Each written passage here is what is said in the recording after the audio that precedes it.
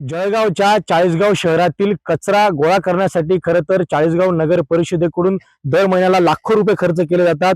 मात्र या ठिकाणी जो कचरा आहे शहरातील तो एकत्र करून या ठिकाणी डम्पिंग ग्राउंड मध्ये आणून त्याच्यावर प्रक्रिया करून खरं तर तो वेगळा केला जातो। मात्र या ठिकाणी डम्पिंग ग्राउंडच्या बाहेर कचरा जो आहे तो मोठ्या प्रमाणावर साठलेला आहे आणि खरं तर या कचऱ्याला या ठिकाणी आग जी आहे ती खरं तर लागलेली आहे आणि कुठेतरी मोठ्या प्रमाणावर परिसरामध्ये धुळीचे लोट जे आहे ते पसरलेले आहे। रात्रीच्या वेळेस हे धुळीचे लोट त्या ठिकाणी मोठ्या प्रमाणावर जाणवू लागतात।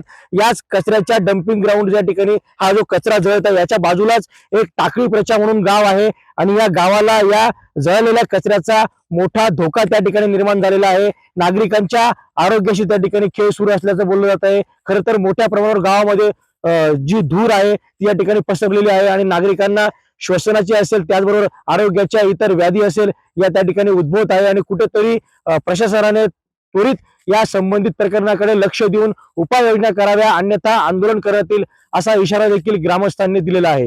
हेमचंद कुमार, टीव्ही 9 मराठी, चाळीसगाव, जळगाव।